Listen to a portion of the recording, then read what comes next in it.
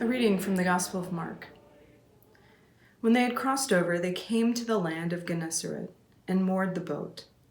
When they got out of the boat, people at once recognized him and rushed about the whole region, bringing the sick on mats to wherever they heard he was.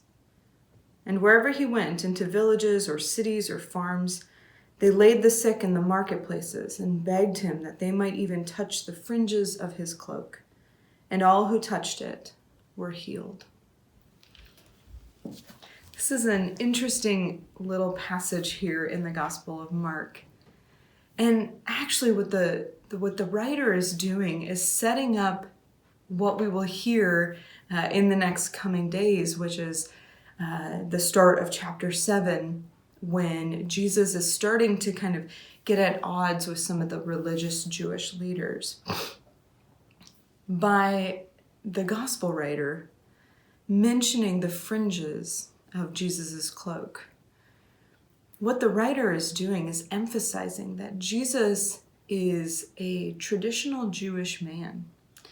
The fringes that they're talking about are the prescribed male attire from the book of Numbers. So by doing so, Mark is representing Jesus as a good Jew, if you will, an observant Jew. He is adhering to the Jewish tradition. And in a few chapters down the road, we're going to continue to hear Jesus perceivedly in conflict with the Jewish authority, with the Jewish leaders. And there's something here for us to all pull from. Jesus is taking the traditions of the Jewish faith, and those are the foundations of who we are as Christians. But he never lets them impede, if you will, or become bigger than the will of God. There are a lot of things that we do in church, that we do as Christians that are extremely important. They're beautiful, they're powerful symbols of our faith and our practice. But they're never bigger than who God is. Never. And sometimes we have to be careful of when those things, those practices, become bigger than what they are.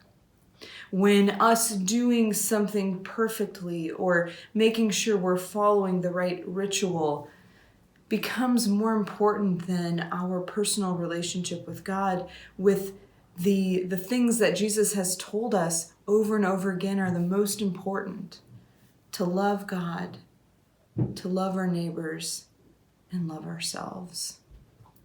So today, let us find that foundation within ourselves, the true heart of what it means to be a follower of Jesus. Our tradition helps us do that, but our tradition does not override the greatness and the will of God. Amen.